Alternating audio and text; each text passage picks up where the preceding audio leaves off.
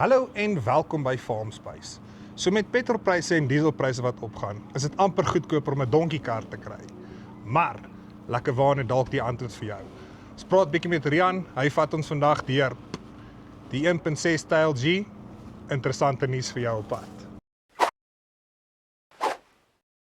Rian, hoe gaan dit? Goed, dankie self. Goed man, kan nie kla nie.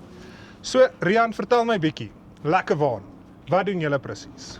Okay, so ons is in elektriese karretjies. Hoofsaaklik ons doen dit begin met die 3 wiele, die klein 3 wiele wat julle almal mee bekend is. Ja. En van daar af het ons uitgebrei. 4 wiele, ons het elektriese kruiwaans deesdae.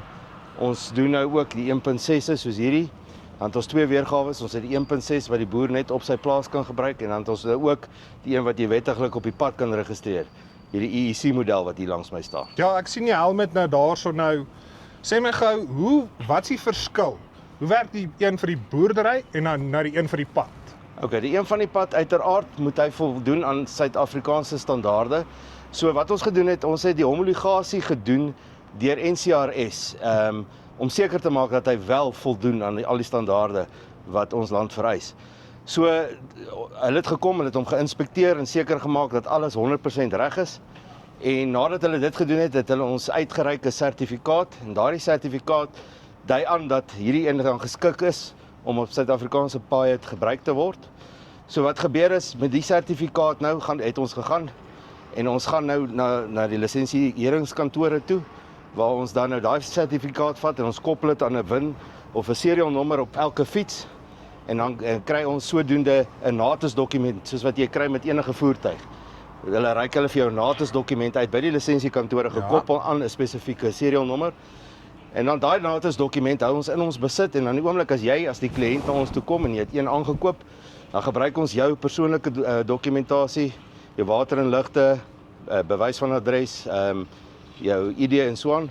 En ons gaan handig dit in by die lisensiekantore.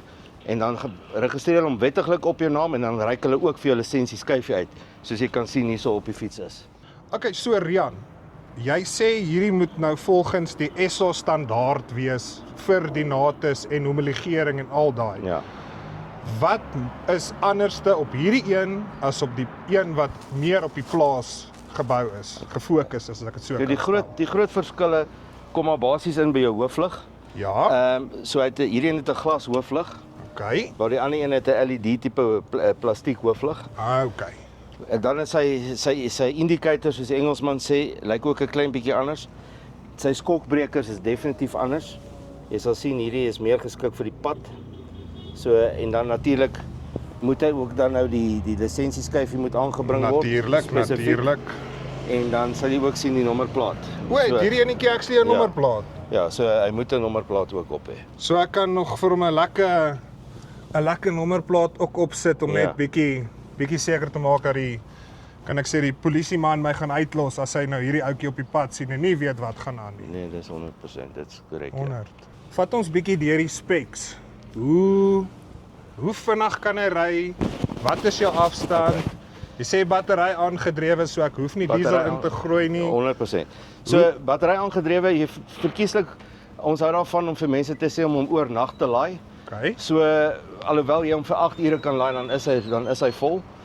Sy ryafstand is so tussen 30 en 40 km en hy word aangedryf deur 'n 1 kW motor. So sy topspoed hier in die orde van 45-50 km/h. So dis daarom vinniger as loop in die donkiekar. Ja, nee, verseker. En ek meen veral in die klein dorpies waar hulle net van punt A na punt B vinnig moet beweeg. Ja. Miskien van een plaas oor 'n teerpad na 'n ander plaas toe. Jy weet waar jy wel moeilikheid kan kry met ons regering, is hierdie dan geskik vir daai doeleindes. Ja. En met die bak nou op die agterkant, ek verneem jy kan lekker jy weet kratte hierso laai en dit gou vinnig na die markie toe vat. Nou ons verwys na hierdie as die 1.6 vir die rede dat die 1.6 dui die lengte van die bak aan. Okay. So hy's 1.6 meter lank en dan is hy so min of meer 1.2 meter breed. Jy kan tussen 350 en 400 kg op hom laai ook. Okay, so jy kan daarmee 'n redelike vraggie, kan ek sê vinnig oorskuif of dorp toe gaan of verseker, ja. Tools agterop sit as jy gou vinnig iets moet fix in die veld of so voort. So ja, nee, die ideale toerusting vir 'n boer op sy plaas wat hy nou ook kan wettiglik op die pad ry. En ek verneem aan die versak dan ook jou Global Gap op jou plaas. Jy weet, jy kry jou Global Gap sertifikaat, jy kan miskien ietsie groter vang, 'n groter trekker kry as jy nou sny op die ander kostes. Ja, waarskynlik, ja. 100. Rian, laaste vraag aan die boere. As ek reeds 'n 1.6 het, Ja. kan ek hom homologeer of moet ek nou loop nuwe ene kry? Ongelukkig nie. Ons het steeds die normale 1.6 wat ons in ons voorraad hou. Daai ene is net vir plaasgebruik. Met ander woorde, hy kom uit met 'n low range ook. Okay. Waar hierdie spesifieke model nie met 'n low range uitkom nie, want hy mag nie stadig eintlik ry Ja, op 'n normale teerpad nie. So die normale 1.6 word aangedryf deur 'n 1.2 kW motor. So hy's meer vir plaasgebruik. Jy weet, harde plaasgebruik. Harde werk. Ja, waar hierdie een meer geskik is vir jou paaie. 100. Rian, dankie baie. Dis 'n plesier, baie dankie. En dit was Rian hier by Lekker Waar. Hy het ons bietjie vinnig gevat deur die 1.6 wat hulle hierso het. Soos julle gehoor het, padwaardig, net die spesifieke model wat hierso agter ons is. So, as jy meer belangstel, linkie bo of hieronder, hier's 'n nommer, bel hulle, Rian spesifiek. En dit is Farm Space.